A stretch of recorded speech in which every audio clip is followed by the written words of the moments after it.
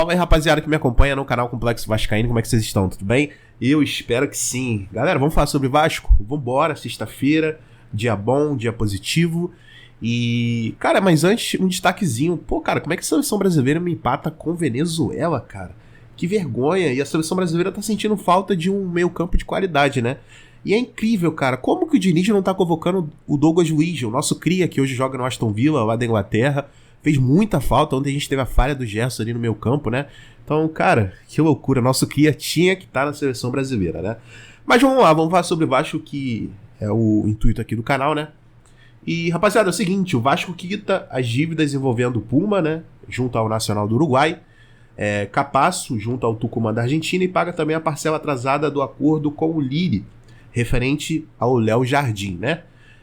A SAF vem acertando seus débitos com clubes após receber o aporte da 777. Então é aquilo, cara. Aqui no canal eu trouxe uns 2, 3 vídeos descascando a 777, né? Pelo atraso, né? Que o aporte deveria ter caído no começo de setembro. Mas quando as coisas estão corretas também, eu trago a notícia pra vocês.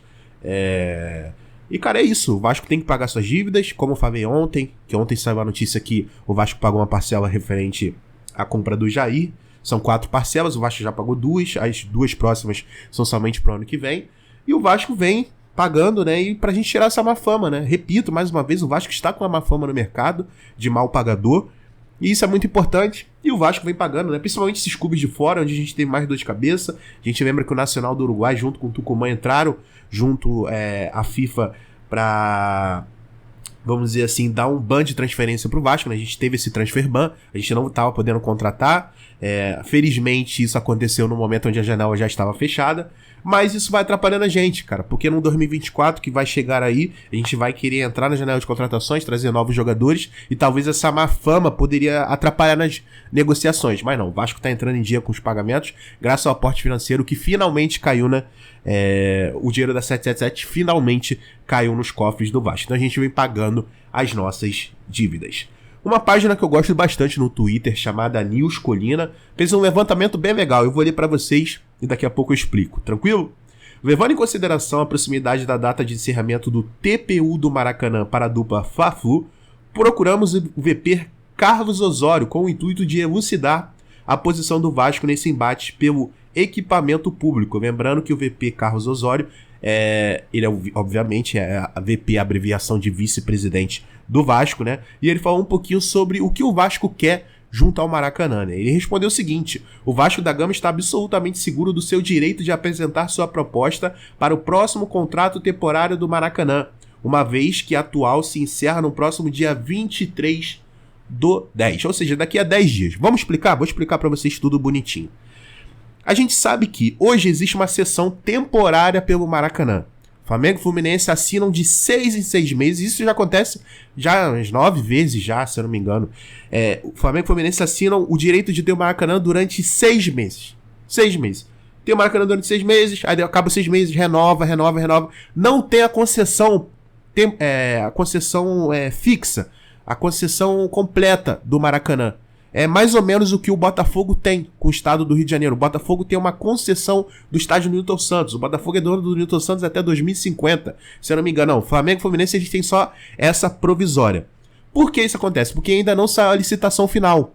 Muito por culpa do governo do estado do Rio de Janeiro, que infelizmente é falho em várias frentes. É como eu falo pra vocês. Infelizmente a gente vive num estado falido, onde já era pra ter saído essa concessão do Maracanã, porque talvez pudesse trazer ainda mais lucro, né, pro estado do Rio de Janeiro, né? Mas não, eles ficam renovando esse direito para Flamengo e Fluminense temporário, de 6 em 6 meses. Só que dessa vez, tudo geralmente é feito na calada, né? Na calada da noite, ninguém sabe, só assinam lá. A Flamengo e Fluminense assinaram mais 6 meses. Ninguém disputa, não. Mas é uma disputa aberta, onde os outros clubes podem competir, o Vasco, o Botafogo, entendeu? Então, pelo que o nosso vice-presidente falou, o Carlos Osório, o Vasco vai querer entrar nessa disputa, entendeu? Uma vez que a atual se encerra daqui a 10 dias, no dia 23. Então é isso, cara. O Vasco tem muita dor de cabeça, a gente que tá fritando pra tentar jogar mais 2 jogos até o final do ano no Maracanã, sabe? Então vamos entrar nessa disputa. Porque a gente sabe que, a princípio, o Vasco queria entrar somente na licitação, pela concessão do Maracanã. A concessão é fixa do Maracanã, sabe? Mas como a gente sabe que o governo do estado tá uma dor de cabeça, parece que eles estão pesquisando ainda como é que eles vão fazer essa licitação do Maracanã. Então eles só querem, nesse momento, ter a sessão provisória do estádio. Então o Vasco, ele quer entrar nessa disputa mesmo da provisória. Imagina que louco a gente conseguir ganhar no dia 23/10 esse direito provisório pelo estádio do Maracanã. Iria ser muito louco, né? A gente lembra que, se eu não me engano, posso estar errado, a final da Libertadores é no dia 4 de novembro. Imagina se a final da Libertadores for na gestão onde o Vasco vai ser o dono temporário do estádio do Maracanã. Mas, como eu falo pra vocês, cara, eu acho muito difícil. Eu acho muito difícil porque o governo do estado, ele entende o seguinte, que Flamengo e Fluminense não tem onde jogar, o Vasco tem em São Januário, sabe? Então provavelmente eles vão, como é licitação temporária, é uma sessão temporária do estádio, eles vão fortalecer para Flamengo e Fluminense, eu tenho certeza disso. Mas uma licitação fixa, aquela permanente, aí são outros 500. Aí vai entrar quem tem poder aquisitivo, quem tem bons parceiros do lado, né? Lembrando que o Vasco tem uma parceria com a W Torres, que é uma das grandes aí do Brasil, né? A W Torres, que coordena o estádio do Palmeiras. Então talvez esse seria um forte aliado pro Vasco ganhar essa licitação permanente do estádio do Maracanã. Mas enquanto não sai, né, a gente vive dessa TPU, essa provisória, né? Onde Flamengo e Fluminense, eles vêm vencendo já há 8 ou 9 meses. E eles se acham, sendo que eles são dono permanente de 6 meses de contrato somente com o Maracanã. E eles se acham os donos do estádio, né? Então, cara, o Vasco tem que resolver isso, porque não tá dando. Não tá dando. Inclusive, deixa eu só ver aqui. Inclusive, eu já vou dar essa notícia agora, né? A gente junta isso por quê, cara? Cara, o Vasco tá precisando de um estádio maior, cara. Tá precisando de um estádio maior. E aqui, mas o Vasco tem São Januário. Não, o Maracanã também é nosso. O Maracanã foi construído com dinheiro do povo, cara. Por quê? Agora a gente entra na seguinte notícia. Todos os ingressos para Vasco e Fortaleza foram esgotados. Em pouco mais de 4 horas. Mais uma vez, isso se repete. A gente lembra, eu trouxe o vídeo pra vocês, que contra o São Paulo foi a mesma coisa. Poucos sócios conseguiram comprar ingresso na internet. Vocês podem pesquisar aí. Tá cheio de gente chorando, cara. Cheio de gente chorando porque não conseguiu comprar ingresso pra esse jogo contra o Fortaleza. É o que eu falo pra vocês. Hoje, cara, só o sócio mais caro, que é uma escadinha, né? O sócio mais caro pode comprar primeiro, depois o segundo sócio mais caro compra em segundo, e isso num time ali de 1h30, mais ou menos. Então, cara, aquele sócio que paga um valor mais simbólico ali embaixo, sabe, ele não consegue comprar ingresso. Então tem muita gente revoltada. A gente lembra que a capacidade de São Januário é muito pequena, somente de 23 mil torcedores, né, que a PM permite. Mesmo assim, no final do jogo a gente só tem 21 mil, não sei o que acontece com 2 mil, provavelmente na mão de cambistas, né. Mas é uma dor de cabeça que a gente vem vivendo, cara. Eu tenho certeza que se a gente tivesse o Maracanã, a gente não iria passar por isso, sabe. O torcedor, todos os sócios iriam conseguir comprar seus ingressos. Até quem não é sócio, cara, hoje é que eu falo. Até um amigo veio me perguntar, pô, como é que eu faço para ir pra jogo do Vasco? Cara, você só consegue ir pra jogo do Vasco sem ser sócio no Maracanã. Se for pra ir em São Januário, você vai ter que gastar uma nota com o cambista, que sabe como é que funciona, né? Infelizmente, cara, é assim que funciona aqui no Brasil, cara. Aqui no Rio de Janeiro, né? Tu vai em cambista. Cambista existe, é muito claro, e a polícia sabe disso. Eu não sei por que, cara, a polícia não acaba com os cambistas. Os caras ficam gritando na frente do estádio. Ah, ingresso, venda ingresso, compra ingresso. Pelo amor de Deus, cara.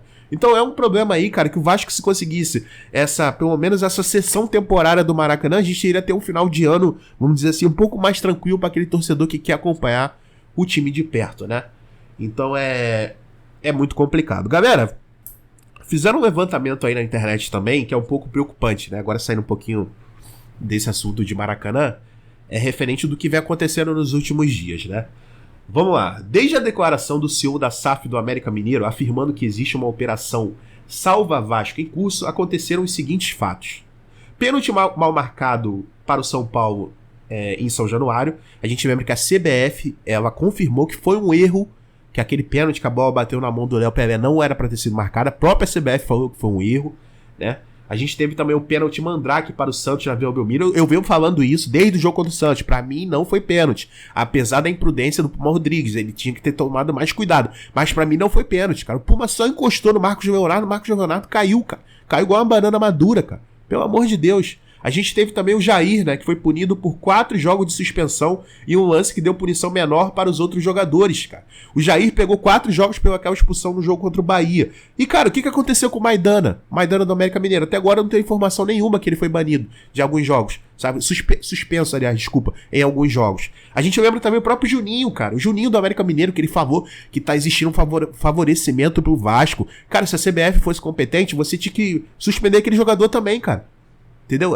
É um jogador que ele tá falando coisa que tá tirando a credibilidade do campeonato. Sabe, o próprio presidente aí, dono do América Mineiro, também falou que existe a Operação Salva Vasco. Irmão, só dele falar aquilo, ele deveria ser suspenso também. O América Mineiro deveria ser punido de alguma maneira, não. Mas o Jair, no final das contas, foi o bode expiatório, cara. E o Medel, né, correndo o risco de tomar a mesma punição que o Jair, cara. Como é que pode? Imagina se a gente perde o Jair que teve um efeito suspensivo contra o São Paulo, a gente perde o Medel, sabe, nessa reta final. Então, cara, só foi o presidente do América Mineiro falar aquilo, sendo que todo mundo foi contra ele, que a expulsão do Maidana foi correto, mas começaram a acontecer algumas coisas estranhas, né?